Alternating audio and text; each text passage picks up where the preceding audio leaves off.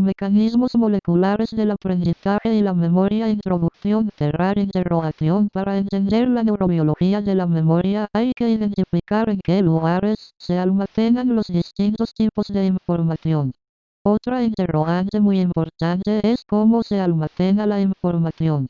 Como apuntó Ebb, los recuerdos pueden ser el resultado de alteraciones sutiles en las sinapsis, y estas alteraciones pueden estar distribuidas ampliamente por todo el cerebro. Cerrar interrogación. Los investigadores han empleado una gran colección de criaturas invertebradas para los experimentos en neurobiología. Los invertebrados usados en experimentos son los cangrejos, la langosta, la cucaracha, la mosca, las abejas, las sanguijuelas y los nematobos. La razón de utilizarlos es que los invertebrados tienen algunas ventajas experimentales, incluyendo sistemas nerviosos pequeños con neuronas de gran tamaño, conexiones conocidas y reproducibles entre neuronas, y una genética sencilla. Cerrar interrogación. Una especie concreta se ha utilizado en el estudio de la neurobiología del aprendizaje, es el caracol marino Aplysia californica. Kandel compartió en el año 2000 el Premio Nobel de Fisiología o Medicina por sus importantísimas contribuciones a la comprensión de los mecanismos de la memoria en esta criatura. Cerrar interrogación. Los estudios realizados en invertebrados han demostrado, sin ninguna duda, que Ebb tenía razón. La memoria puede residir en alteraciones sinápticas. Además, se han identificado algunos de los mecanismos moleculares que conducen a esta plasticidad sináptica. Cerrar interrogación. Durante las últimas décadas, se han realizado grandes avances en la comprensión del modo en que nuestro cerebro da forma a los recuerdos. Este progreso se debe al estudio de la actividad neuronal en las regiones del cerebro de los mamíferos asociados con diferentes tipos de memoria. Cerrar interrogación. El uso de estimulación eléctrica del cerebro para producir alteraciones sinápticas medibles ha sido un abordaje fructífero que ha permitido estudiar estos mecanismos de alteración.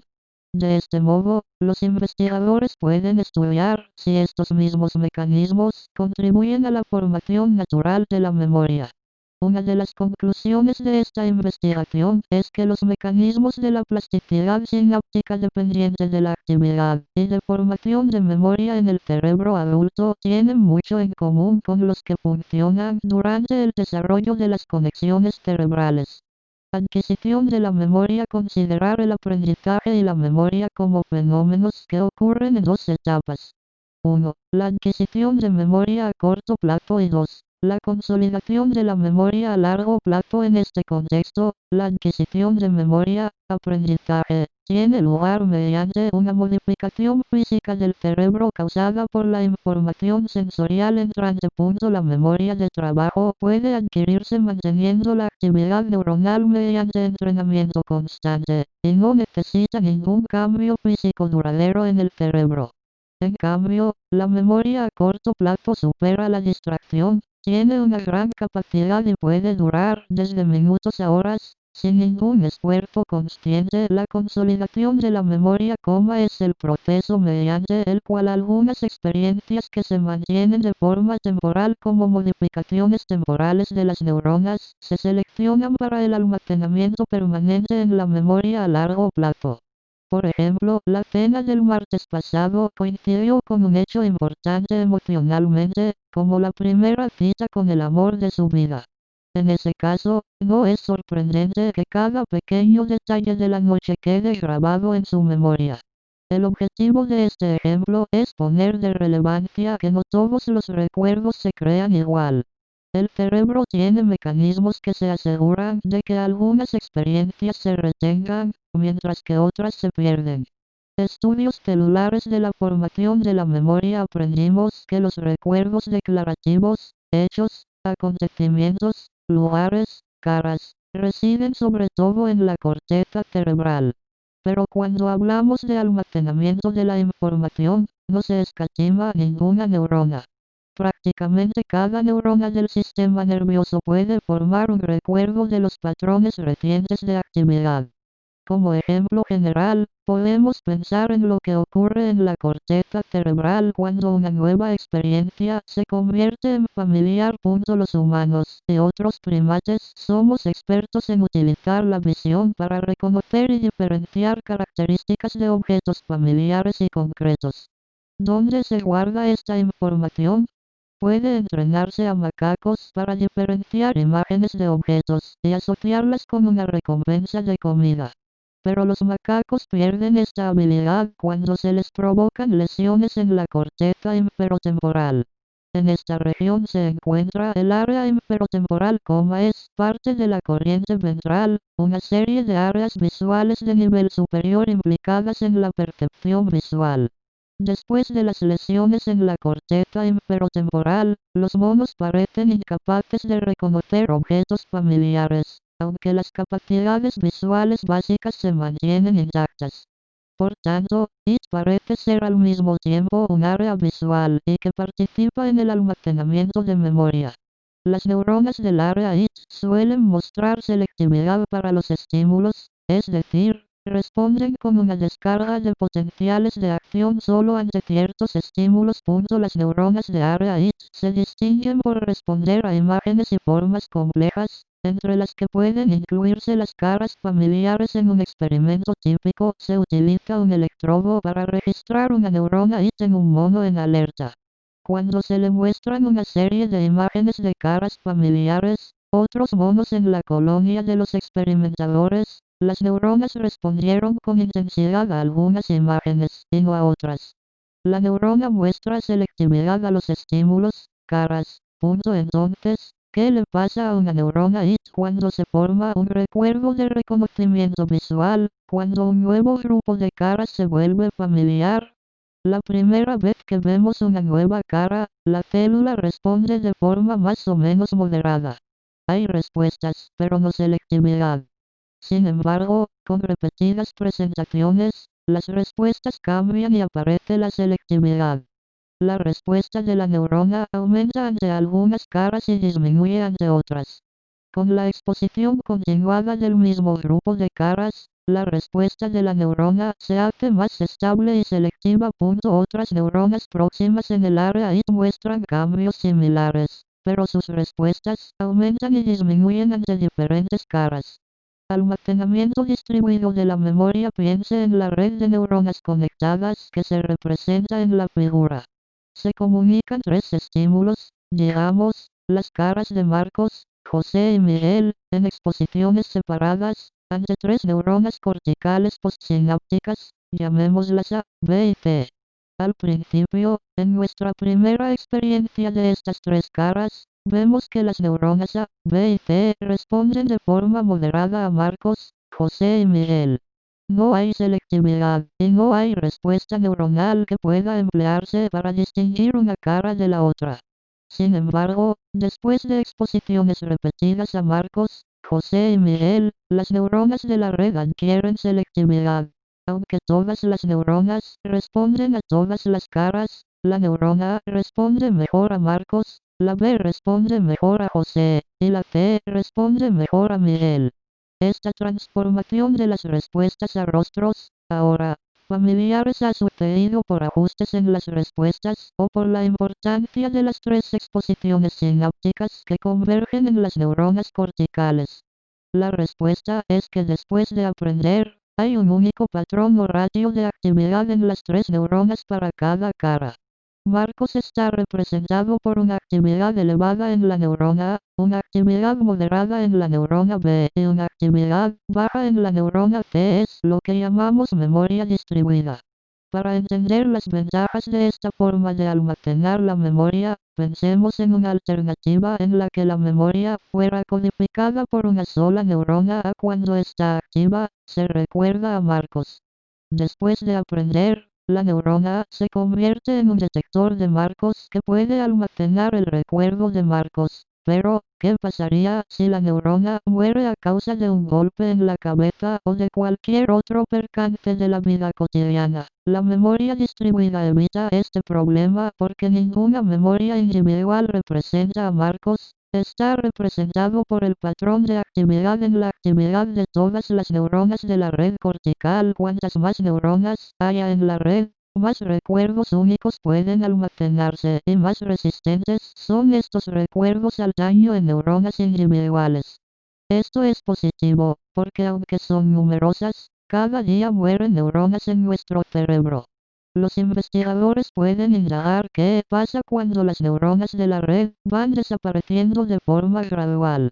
La respuesta es que los recuerdos muestran lo que se llama degradación sutil. En lugar de una pérdida catastrófica de un recuerdo, las representaciones tienden a mezclarse al irse perdiendo las neuronas, de forma que unos recuerdos se confunden con otros. Los modelos de redes neuronales pueden reproducir las observaciones experimentales de cambios en la selectividad neuronal. Uno de esos conocimientos es que los recuerdos se distribuyen y muestran una degradación progresiva como respuesta a la pérdida neuronal. Otro aspecto clave es que el cambio físico que lleva al recuerdo puede ser la modificación de la intensidad sináptica que cambia las relaciones entrada-salida de las neuronas. Las sinapsis almacenan recuerdos. Fortalecer la sinapsis. Los aumentos y disminuciones en la fuerza sináptica pueden cambiar la selectividad neuronal y almacenar información. Empezamos nuestra discusión de cómo ocurre la plasticidad sináptica con la potenciación a largo plazo, PLP, descubierta originalmente en el hipocampo, una región del cerebro crítica para la formación de la memoria. Anatomía del hipocampo. El hipocampo está formado por dos láminas finas de neuronas plegadas una sobre otra. Una de las láminas se denomina circunvolución dentada, y la otra recibe el nombre de asta de Hammond.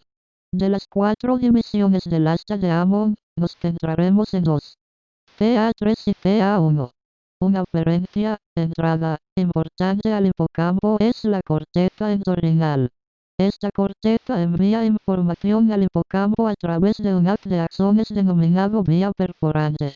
Estos axones establecen sinapsis con neuronas de la circunvolución dentada que emiten axones, denominados fibras musgosas, que establecen sinapsis con células de CA3. Estas células emiten axones que se ramifican. Una de las ramas deja el hipocampo a través del fornix. La otra rama, denominada colateral de Schaeffer, establece sinapsis con las neuronas de CA1. Estas conexiones, a veces denominadas circuito trisináptico, porque están implicados 3 grupos de conexiones sinápticas. 1. Sinapsis corteza entorrinal cerrar giro dentado, capa granulosa. 2. Sinapsis giro dentado cerrar CA3, fibras musgosas. 3. Sinapsis CA3 cerrar CA1, colaterales de Schaeffer. El hipocampo es un lugar ideal para estudiar la transmisión sináptica en el cerebro de los mamíferos. Propiedades de la potenciación a largo plazo en el CA1. En 1973, Timothy Bliss y Serge Lomo realizaron un importante descubrimiento en el hipocampo. Observaron que la estimulación eléctrica breve y a elevada frecuencia de las neuronas de la circunvolución dentada produjo PLP. Después se demostró que la mayoría de las sinapsis excitatorias, y muchas inhibitorias, apoyan la PLP, y los mecanismos pueden variar de un tipo de sinapsis a otra. Sin embargo, la comprensión más detallada de la PLP procede del estudio de las sinapsis colaterales de Schaeffer en las neuronas piramidales de CA1. En un experimento típico, la eficacia de las sinapsis colaterales de Schaeffer se monitoriza aplicando un breve estímulo eléctrico a un haz de axones presinápticos, y luego midiendo el tamaño del potencial excitador postsináptico, PEPS, que resulta en una neurona CA1 postsináptica. A continuación, para inducir la PLP, se aplica un tétanos a los mismos axones, una breve ráfaga de estimulación de alta frecuencia. Este tétanos induce PLP, y la prueba de estimulación siguiente provoca un PEPS mucho mayor de lo que era durante periodo de referencia inicial. En otras palabras, el tétanos ha provocado una modificación de las sinapsis estimuladas, por lo que son más eficaces. Otras entradas sinápticas en la misma neurona que no recibieron estimulación tetánica no muestran PLP. Esta propiedad, que solo las entradas activas muestran la plasticidad sináptica, se llama especificidad de entrada. Una característica notable de esta plasticidad es que puede ser inducida por un breve tétanos, de menos de un segundo, que consiste en la estimulación en frecuencias dentro del rango del axón normal activado. Una segunda función notable de la PLP es su longevidad. La PLP inducida en CA1 en animales en vigilia puede durar varias semanas, posiblemente incluso toda la vida. Las investigaciones posteriores han demostrado que la estimulación de alta frecuencia no es un requisito necesario para la PLP. Más bien, lo que se requiere es que la sinapsis está activa al mismo tiempo que la neurona postsináptica en CA1 esté fuertemente despolarizada. Con el fin de lograr la despolarización necesaria con un tétanos, 1. La sinapsis debe ser estimulada en frecuencias bastante altas para causar la suma temporal del PPS, y 2. Debe haber activas suficientes sinapsis simultáneamente para causar la suma espacial significativa del PPS. Este segundo requisito se denomina cooperatividad, porque las sinapsis coactivas deben cooperar para producir suficiente despolarización para causar PLP.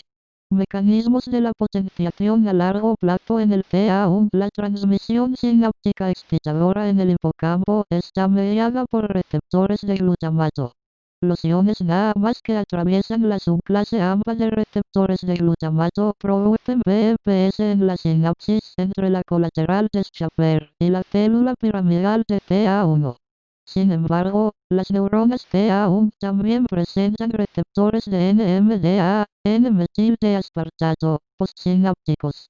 Recuérdese que estos receptores de glutamato tienen la propiedad inusual de conducir iones CA2+, pero solo cuando el glutamato se fija y la membrana postsináptica se despolariza lo suficiente para desplazar los iones Mg2+ que obstruyen el canal. Así pues, la entrada de CA2+ a través del receptor de NMDA produce señales específicamente cuando los elementos presinápticos y postsinápticos están activos al mismo tiempo. Numerosos datos vinculan en la actualidad esta elevación de la CA2+ y postsináptica con la inducción de la PLP.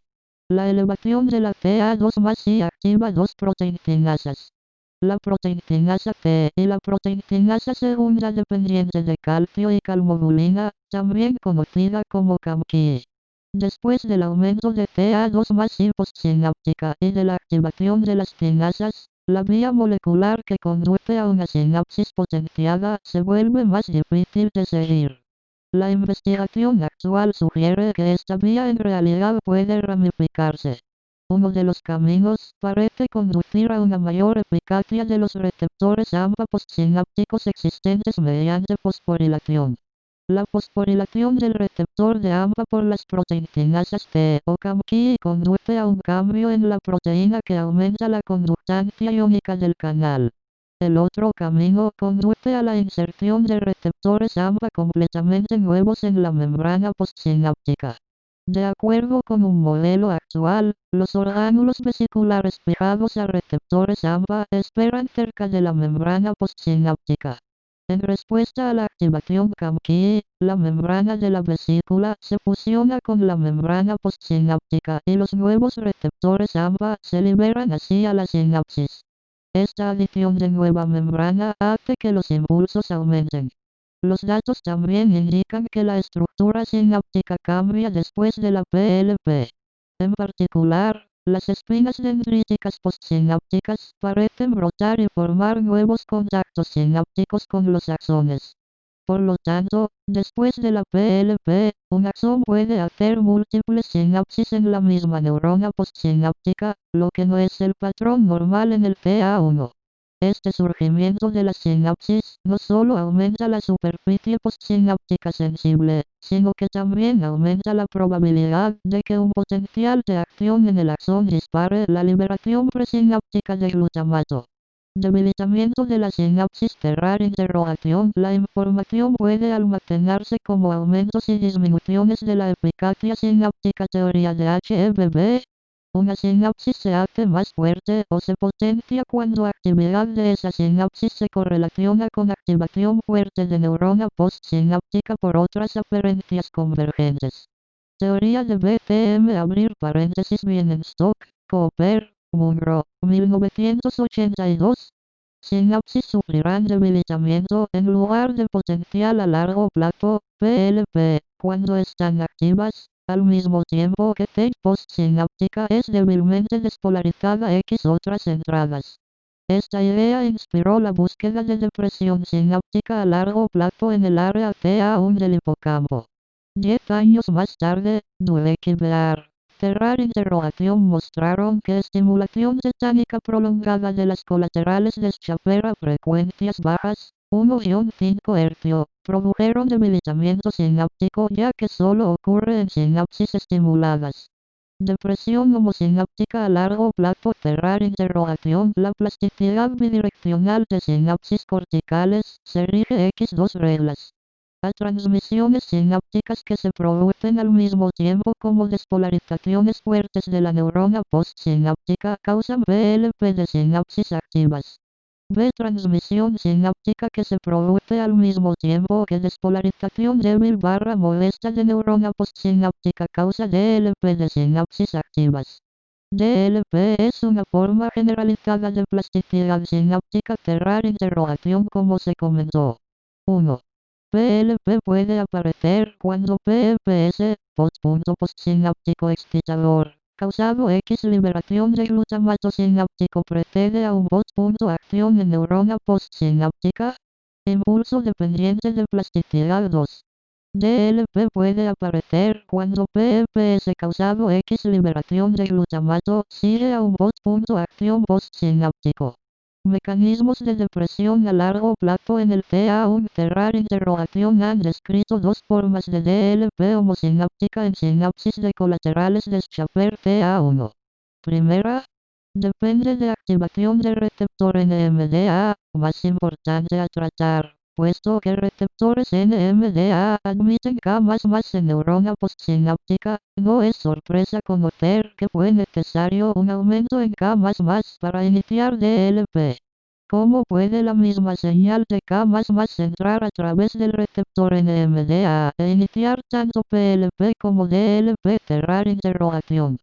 Cerrar interrogación. La diferencia reside en el nivel de activación del receptor NMDA. Cerrar interrogación. Cuando neurona postsináptica solo es despolarizada débilmente, el bloqueo parcial de canales del receptor NMDA por Mg+, impide toda entrada menos un goteo de K++ en neurona postsináptica. Cerrar interrogación. Cuando neurona postsináptica es muy despolarizada, bloque de Mg+, se desplaza por completo y K+, inunda neurona postsináptica.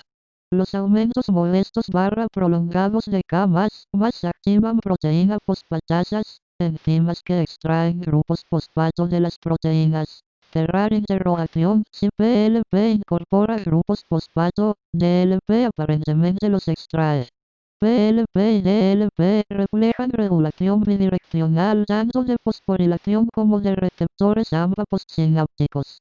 Segunda, requiere activación de receptores metabotrópicos de glutamato, MLUR, acoplados a la proteína G. Tráfico de receptores de glutamato. Cerrar interrogación. Estudios sobre PLP y DLP han proporcionado un conocimiento mucho más profundo del modo en que se mantiene la transmisión sináptica en el encéfalo. Cerrar interrogación. Actualmente, indican que receptores de AMPA de la membrana postsináptica son añadidos y eliminados continuamente así no exista actividad sináptica. Cerrar interrogación. Investigadores calculan que mitad de receptores sinápticos de AMPA son sustituidos cada 15 minutos, pero la transmisión sináptica permanecerá estable siempre que se añada un receptor cada vez que se elimine uno. PLP y DLP alteran este equilibrio, causando aumento o disminución netos de la capacidad de receptores de AMPA que tiene la membrana sináptica. Cerrar interrogación. La capacidad de membrana postsináptica está determinada X tamaño de proteínas de hendidura. Imaginemos que la estructura es como un cartón de huevos y que proteínas de hendidura forman cada una de las cazuelas para los huevos. Los receptores ambas son los huevos que llenan el cartón. Cerrar interrogación. Mientras no se modifique el tamaño del cartón, transmisión sináptica es estable, incluso si continuamente sustituimos P/U de huevos. Cerrar interrogación. PLP estable necesita que aumentemos tamaño del cartón y que proporcionemos más huevos. Cerrar interrogación. Existen evidencias de que una proteína PSD95, proteína de densidad postsináptica con PM de 95 Ga, puede abarcar el cartón de huevos. El aumento de expresión de PSD95 en neuronas aumenta la capacidad sináptica para los receptores de AMPA. Hay evidencias que los nuevos huevos pueden ser receptores de AMPA que contienen una subunidad característica GLUR1. Cerrar interrogación. PLP puede causar un aumento selectivo en membrana del número de receptores de AMPA que contienen GLUR1, luego con el tiempo son sustituidos por los que carecen de GLUR1. Cerrar interrogación. DLP necesita que reduzcamos el tamaño del cartón de huevos, lo que reduce la capacidad para contener HUVOS, receptores AMPA. Potenciación y depresión a largo plazo y memoria. La PLP, potenciación a largo plazo, y la DLP, depresión a largo plazo, despertaron interés porque muestran que estos mecanismos de plasticidad sináptica pueden contribuir a la formación de la memoria declarativa. Los estudios recientes indican que los tipos de plasticidad sináptica dependientes de receptores NMDA que se han caracterizado en el hipocampo también se producen en la neocorteza, incluida el área IT donde se crean los recuerdos de las caras familiares. Fig. 25-16. Parece que la plasticidad de muchas sinapsis de la corteza cerebral puede estar gobernada por las mismas reglas y utilizar los mismos mecanismos. Recuérdese, no obstante, que son muchas las excepciones a estas reglas, y que no se aplican a todas las sinapsis, incluso dentro de una sola estructura. La PLP y la DLP son claramente modelos atractivos, pero, ¿qué datos las vinculan a la memoria? Hasta ahora, todo lo que hemos descrito es una posible base neurológica para un recuerdo de tener el cerebro estimulado eléctricamente. Un abordaje ha sido insertar electrodos estimulantes de registro en el hipocampo y usarlos para monitorizar el estado de las transmisiones sinápticas durante el aprendizaje. Debido a la naturaleza distribuida de la memoria, la eficacia de este abordaje requirió un uso de un tipo de aprendizaje particularmente robusto llamado evitación inhibitoria. En este experimento, una rata aprende a asociar un lugar, el lugar oscuro de una caja, con una experiencia aversiva, una descarga eléctrica en las patas. Fig. 25-17a. Figura 25-17. La potenciación a largo plazo en CA1 inducida mediante aprendizaje. En este experimento, se implantaron electrodos en el hipocampo de la rata para controlar la fuerza de la transmisión sináptica antes y después del entrenamiento de evitación inhibitoria. La rata se coloca en una caja dividida por una puerta cerrada que separa el lado iluminado del lado oscuro. Cuando la puerta se abre, la rata se va al lado oscuro para evitar la luz. En el lado oscuro, se aplica a la rata una descarga en los pies. Para la prueba de la creación de una huella de memoria, se puede medir el tiempo que tarda la rata en volver a entrar en el lado oscuro en diversos momentos después de la experiencia inicial. B. Los registros de la transmisión sináptica en el área CA1 mostraron evidencias de PLP cuando se formó este tipo de recuerdo. Adaptado de Whitlock et al. 2006. PEPS, potencial excitador postsináptico. Los animales de todos los tipos, desde moscas a humanos, aprenderá a evitar el lugar donde recibieron la descarga solo después de una exposición, dependiendo, por supuesto, de la intensidad de la descarga. Este tipo de aprendizaje no es sutil, ni son los patrones de activación hipocámbica los que lo producen. La activación generalizada del hipocampo después del entrenamiento de evitación inhibitoria dio a los investigadores la oportunidad de detectar cambios en la transmisión sináptica de las sinapsis en las colaterales de Schaffer CA1 y, efectivamente, se observó PLP, PIR 25-17b. En otros experimentos, exponiendo a los animales a un ambiente nuevo sin aplicarles descargas eléctricas, causó en cambio DLP. Estos experimentos nos dicen que el aprendizaje induce PLP y DLP en las sinapsis del hipocampo. Otro enfoque ha sido ver si las moléculas implicadas en la PLP y la DLP también están involucradas en el aprendizaje y la memoria. Por ejemplo, ambas formas de plasticidad sináptica requieren la activación de la de los receptores NMDA. Para evaluar el posible papel de los receptores NMDA en el hipocampo en el aprendizaje, los investigadores inyectaron un bloqueador del receptor de NMDA en el hipocampo de ratas en entrenamiento para la evitación inhibitoria. Este tratamiento evitó la formación de un recuerdo de la experiencia aversiva.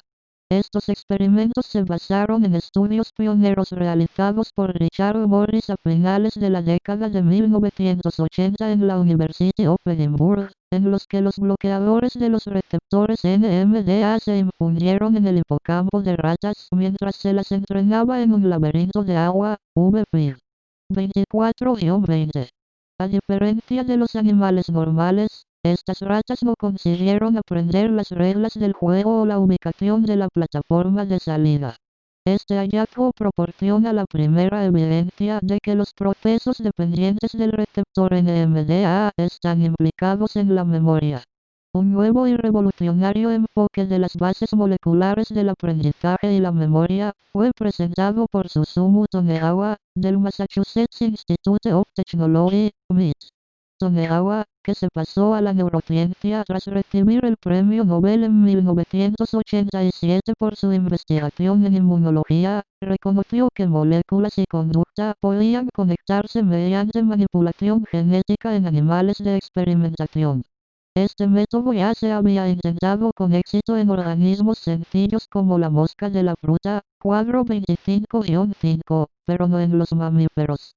En su primer experimento en ratones, Tonegawa, Alfino Silva y su equipo eliminaron el gen para una subunidad A de Camki y observaron deficiencias paralelas en la memoria y la PLP del hipocampo. Desde entonces se han manipulado muchos genes de ratones con la intención de valorar el papel de los mecanismos de la PLP y la DLP en el aprendizaje. La PLP, la DLP y el aprendizaje tienen, sin duda, muchos requerimientos comunes. El enfoque genético es poderoso, pero tiene limitaciones importantes. La pérdida de una función, como la PLP o el aprendizaje, podría ser una consecuencia secundaria de alteraciones del desarrollo causadas por el crecimiento sin una determinada proteína. Además, como la proteína se ha perdido en todas las células que normalmente la expresan, puede ser difícil precisar dónde y cómo una molécula contribuye al aprendizaje. Por estas razones, los investigadores han tratado de idear formas de limitar sus manipulaciones genéticas a localizaciones y momentos específicos. En un interesante ejemplo de este enfoque, Tonegawa y Coles encontraron una manera de limitar la deleción genética de receptores de NMDA a la región CA1 en el ratón, empezando a la edad de unas 3 semanas. Estos animales mostraron un llamativo déficit de PLP, DLP y rendimiento en el laberinto acuático, con lo que se revela que los receptores de NMDA de CA1 desempeñan un papel esencial en este tipo de aprendizaje. Si una activación demasiado escasa de los receptores de NMDA del hipocampo es perjudicial para el aprendizaje y la memoria, ¿qué sucedería si aumentáramos el número de estos receptores? Curiosamente, los animales tratados con ingeniería genética para producir demasiados receptores de NMDA muestran un aumento de la capacidad para aprender algunas tareas. En conjunto, los estudios farmacológicos y genéticos muestran que los receptores de NMDA del hipocampo desempeñan un papel esencial no solo en la modificación sináptica, como PLP y DLP, sino también en el aprendizaje y la memoria. Homeostasis sináptica. Homeostasis es el término utilizado para describir los procesos de regulación que mantienen el entorno interno del organismo dentro de un intervalo fisiológico adecuado. Debe haber mecanismos homeostásicos que proporcionen estabilidad y mantengan los pesos sinápticos dentro de un intervalo dinámico útil. Vamos a tratar dos de estos mecanismos aquí. Metaplasticidad. Recuerde el gráfico de la figura 25-13. Muestra que la activación débil del receptor NMDA provoca DLP y la activación fuerte del receptor NMDA provoca PLP. En algún nivel de la activación moderada del receptor NMDA, entre la requerida para la DLP y para la PLP, no existe un cambio neto. Este valor se denomina umbral de modificación sináptica. La teoría BCM, Elie Bienenstock, Leon Cooper y Paul Munro, de la Brown University propone que el valor del umbral de modificación se ajusta dependiendo de la historia de la actividad postsináptica integrada. Por lo tanto, cuando la actividad aumenta, tal vez debido a demasiada de PLP, el umbral de modificación aumenta, haciendo más difícil producir PLP. Por el contrario, si caen los niveles de actividad, tal vez debido a un exceso de DLP, el umbral de modificación se reduce, haciendo menos probable la DLP y más probable la PLP. Este concepto general, que las reglas de la plasticidad sináptica cambian en función de la historia de la actividad celular o sináptica, se llama metaplasticidad. Las simulaciones informáticas muestran que los ajustes en curso del valor del umbral de modificación aseguran que las modificaciones sinápticas están obligadas a mantener la selectividad de los estímulos neuronales y la memoria. La investigación inspirada en la teoría de BCM ha confirmado la existencia de metaplasticidad. Aunque los mecanismos que contribuyen a la variación del umbral de modificación son muchos y diversos, uno parece tener ajustes en la composición molecular de los receptores NMDA. Los receptores de NMDA se componen de 4 subunidades. 2 subunidades NR1 y 2 subunidades NR2. En muchas sinapsis en la corteza cerebral, dos tipos de subunidades NR2 se utilizan para construir el receptor. NR2 amperios y NR2B. La relación de NR2 amperios con subunidades de NR2B determina las propiedades del receptor, incluyendo cuánto CA2 más puede pasar y qué enzimas intracelulares están activadas. La PLP se ve favorecida cuando en la sinapsis se expresan más receptores que contienen NR2B, mientras que la DLP es favorecida cuando se expresan más receptores que contienen NR2 amperios. La relación de NR2 amperios y receptores que contienen NR2B depende, en parte, de la abundancia relativa de estas proteínas en la neurona. La investigación ha demostrado que después de un periodo de alta actividad cortical, los valores de NR2 amperios aumentan y los de NR2B disminuyen, promoviendo la DLP sobre la PLP. Por otro lado, aumentan los niveles de NR2B y los de NR2 amperios disminuyen después de un periodo de baja actividad cortical, lo que promueve la PLP sobre la DLP. Fig. 25-18. Estos cambios en la composición de la subunidad del receptor de NMDA se producen relativamente despacio, en el transcurso de horas, presumiblemente debido a que dependen de la síntesis de nuevas subunidades de proteínas. Figura 25-18. Deslizamiento del umbral de modificación. Los experimentos en los que se reduce la actividad cortical durante varios días revelan un cambio en la curva que relaciona la frecuencia de estimulación con la depresión a largo plazo, DLP, y la potenciación a largo plazo, PLP. La reducción de la actividad, favorece PLP sobre DLP, mientras que el aumento de la actividad favorece la DLP sobre la PLP. Este cambio se explica en parte por los cambios en la composición de subunidades de los receptores NMDA. Estos receptores con más NR2B admiten más PA2+. PEPS, potencial excitador postsináptico. Adaptado de Bear, 2003. Escala sináptica. Gina Turrigiano y Coles, de la Brandeis University, descubrieron que las diferencias relativas en la fuerza de la sinapsis en una neurona no se han modificado, incluso si los niveles suben o bajan. Es decir, la neurona se ajusta multiplicando, o dividiendo, los valores de todos los pesos sinápticos por el mismo número. Este ajuste de absoluta eficacia sináptica que preserva la distribución relativa de pesos sinápticos se llama escala sináptica. Al igual que con metaplasticidad, múltiples mecanismos contribuyen a la escala sináptica. Uno parece usar el Ca2+ que entra en cuerpo celular a través de canales Ca2+ dependientes de voltaje y de la activación de la quinasa cuarta dependiente de calciocalmodulina, CAMKIM, un pariente próximo de la CAMKI, para regular la expresión génica. Un periodo de la actividad elevada aumenta la expresión de genes dependientes de CAMKIM, mientras que disminuye un periodo de inactividad. La consecuencia final de estos cambios en la expresión génica es la eliminación o inserción de receptores de glutamato en la sinapsis expandida por toda la célula, tanto los receptores de NMDA como AMPA. Al igual que metaplasticidad, el escalado se produce durante un periodo más largo, horas o días, que la inducción de PLP o DLP, segundos o minutos.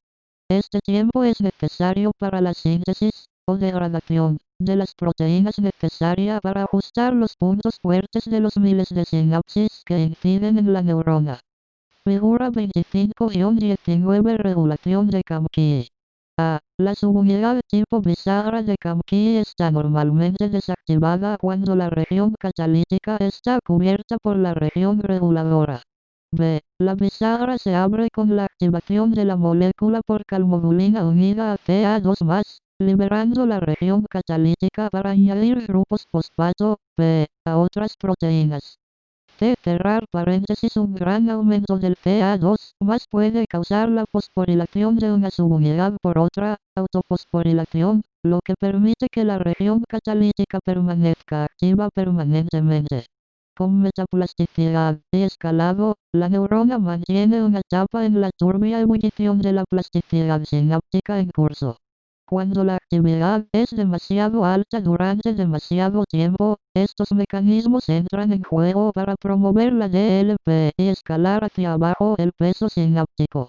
Cuando la actividad es demasiado baja, se promueve la PLP y se aumentan los pesos sinápticos. La función neuronal adecuada, los cambios en la selectividad dependientes de la experiencia y el aprendizaje y la memoria requieren un equilibrio adecuado entre cambio y estabilidad sináptica. Consolidación de la memoria. Hemos visto que la memoria puede resultar de las alteraciones dependientes de la experiencia de la transmisión sináptica.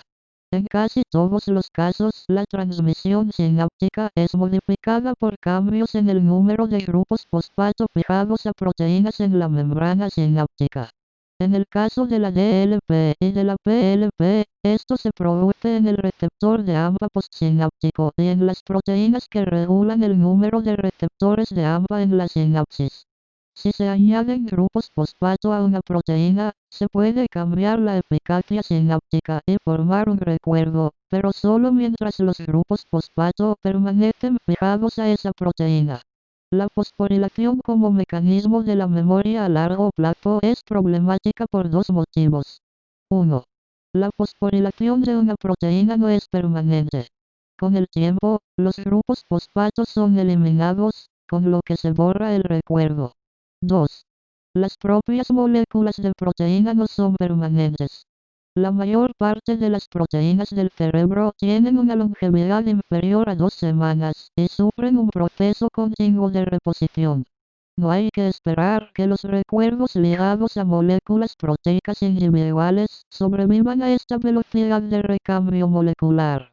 Así pues, debemos considerar los mecanismos que podrían convertir lo que inicialmente es un cambio de la fosforilación proteica sináptica en una forma que pueda durar toda la vida.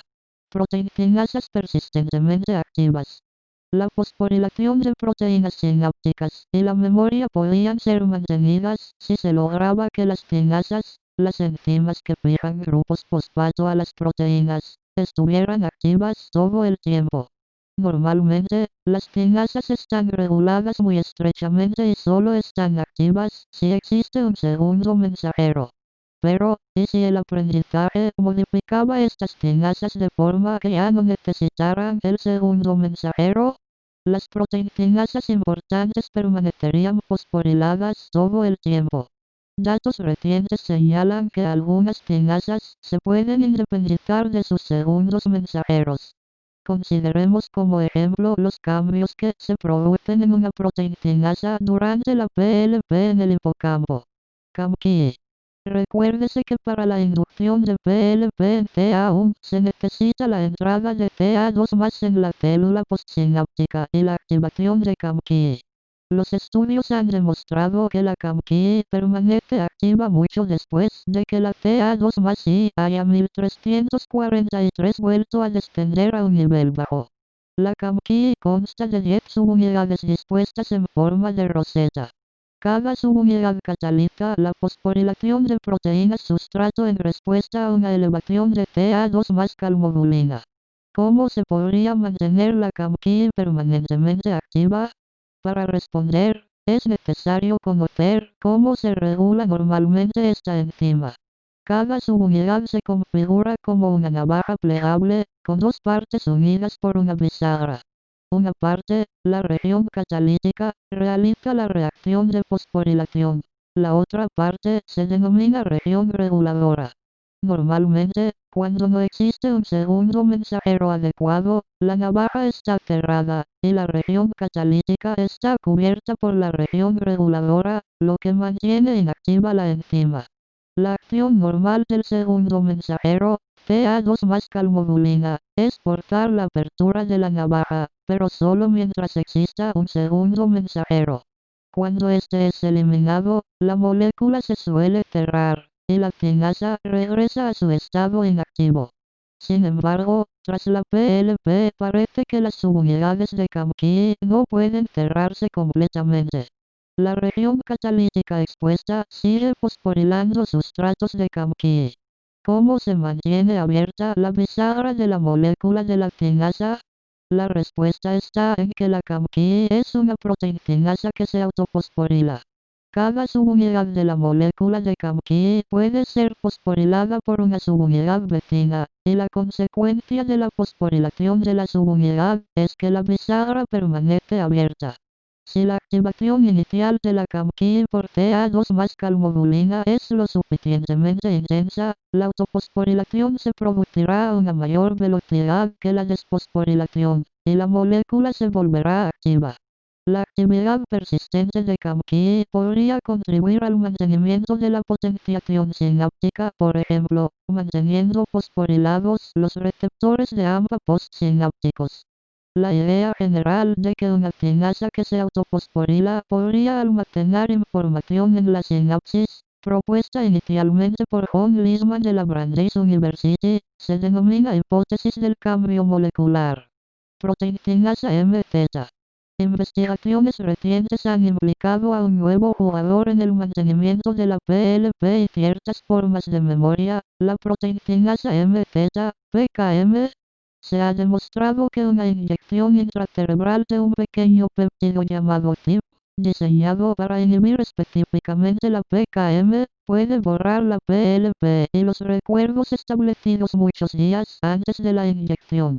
En pocas palabras, CIP ataca a los recuerdos.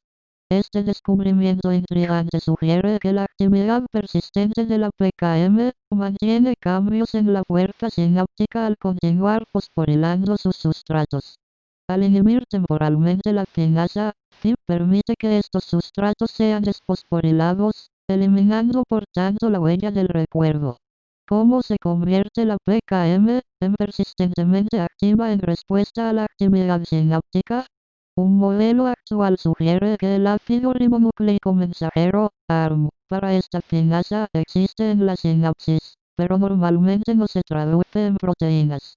La activación sináptica fuerte y el correspondiente aumento de la CA2 más inicia una explosión de síntesis de proteínas sinápticas y el nacimiento de nuevas moléculas PKM. La PKM fosforila las proteínas sinápticas implicadas en la regulación del número de receptores AMPA y, además, las proteínas implicadas en la regulación de la traducción del ARM en la sinapsis. Al cambiar la traducción en ausencia de un CA2 más elevado, los niveles de PKM se pueden reponer a pesar de la degradación en curso de las moléculas de quinasa. El borrado de la memoria con ZIP ha sido reproducido por varios laboratorios, pero en este momento no está claro si actúa específicamente inhibiendo las PKM. Es cierto, sin embargo, que desvelar el misterio de cómo funciona puede aumentar de forma muy importante nuestra comprensión de los mecanismos de memoria, síntesis de proteínas y consolidación de la memoria. Se ha investigado desde que en la década de 1960 se presentaron fármacos que inhiben selectivamente la unión de proteínas a partir del ARM. Se pueden inyectar inhibidores de la síntesis de proteínas en los cerebros de animales de experimentación cuando se enseña a estos a realizar una tarea y es posible evaluar las deficiencias de aprendizaje y de memoria.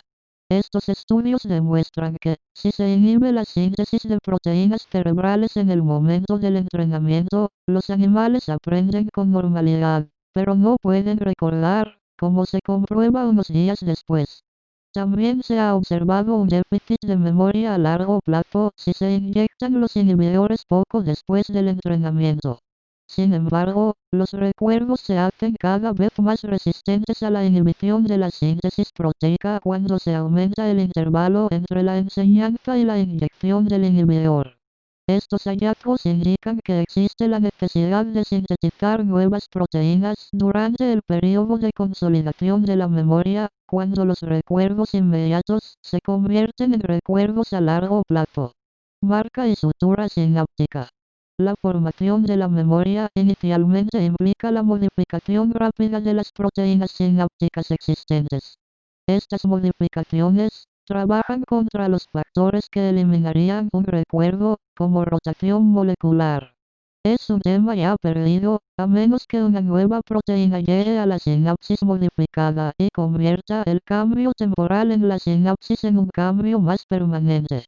Pero, ¿cómo hacen las proteínas necesarias para consolidar los cambios sinápticos y los recuerdos para encontrar las sinapsis modificadas? Una posible respuesta podría encontrarse en los experimentos realizados en 1990 por Julieta Frey en colaboración con Richard Morris. Frey había demostrado que cerrar interrogación la PLP causada por estimulación tetánica débil, que activa brevemente solo un pequeño número de sinapsis, decae de nuevo a la línea de referencia en 1 hora o 2 horas porque no consigue iniciar la síntesis de proteínas. Cerrar interrogación. Los episodios repetidos de estimulación fuerte, que reclutan un mayor número de sinapsis, induce una DLP, ya que estimula la síntesis de nuevas proteínas. Cerrar interrogación. Descubrieron que la ola de síntesis de proteínas iniciada por fuerte estimulación de una entrada sináptica a una neurona del hipocampo también consolidaría la PLP causada por la estimulación débil de una segunda entrada. Al parecer, la estimulación débil dota a la sinapsis de una marca que les permite capturar las proteínas recién sintetizadas que consolidan la PLP. Variando el intervalo entre el estímulo débil y fuerte de las dos entradas, cerrar interrogación determinaron que la marca dura unas 2 horas. Por ejemplo, como la cena del martes pasado, puede quedar grabada en la memoria a largo plazo si dentro de 2 horas se produce un hecho relevante que desencadena una ola de nueva síntesis de proteínas, como el primer beso del amor de su vida. El mecanismo molecular para la marca sináptica no ha sido completamente definida, pero no debería sorprender que implique la fosforilación de proteínas sinápticas por diversas kinasas, incluyendo la CAMKI y PKM, CREB y memoria, que es lo que regula la síntesis proteica necesaria para la consolidación de la memoria. Recordemos que el primer paso de la síntesis proteica es la generación de un transcrito de ARN de un gen. Este proceso de expresión génica está regulado por factores de transcripción en el núcleo. Uno de los factores de transcripción se denomina proteína de unión a elementos de respuesta al AMP cíclico, que es una proteína que se une a segmentos específicos de ADN y regula la expresión de genes vecinos. Existen dos formas de CREB. Cerrar interrogación CREB2, que reprime la expresión génica cuando se une a la CRE. Cerrar interrogación CREB1, que activa la transcripción, aunque solo cuando está fosforilada por la proteincinasa. No todas las experiencias se recuerdan del mismo modo. Algunas mantienen de forma permanentemente nuestras memorias. Otras permanecen con nosotros poco tiempo y luego desaparecen. La modulación de la expresión génica por CREB ofrece un mecanismo molecular que puede controlar la intensidad de los recuerdos. Un fallo en la consolidación de la memoria es una característica de numerosas alteraciones cerebrales y del proceso de envejecimiento. Actualmente existen industrias centradas en el desarrollo de fármacos que estimulen la memoria y que podrían mejorar notablemente la calidad de vida de las personas con enfermedades neurológicas, como el Alzheimer. Plasticidad estructural y memoria. ¿Cómo hace uso la sinapsis de la aparición oportuna de la expresión génica y la llegada de una nueva proteína?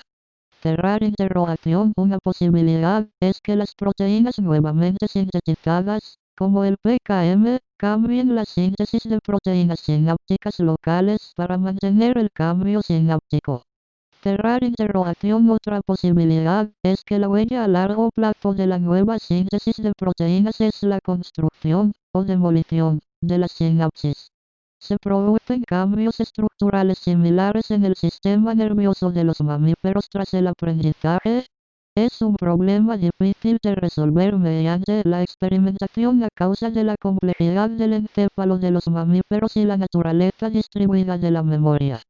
Cerrar interrogación. Uno de los métodos ha sido comparar la estructura cerebral de animales que pueden aprender con la de animales que tienen pocas posibilidades de hacerlo. Cerrar interrogación. Por ejemplo, se ha demostrado que al poner una rata de laboratorio en un entorno complejo lleno de juguetes y otras ratas, aumenta el número de sinapsis por neurona en la corteza occipital en un 25%. Es importante reconocer que la plasticidad estructural del cerebro adulto está limitada, como los grandes cambios en el sistema de circuitos cerebrales están generalmente limitados a periodos críticos al principio de la vida. El crecimiento y la retracción de la mayor parte de los axones en el sistema nervioso central adulto se limitan a no más de unas decenas de micrómetros. Hoy en día está muy claro que el final de un periodo crítico no significa necesariamente un final para los cambios de la estructura de las terminaciones axónicas o en la eficacia de sus sinapsis.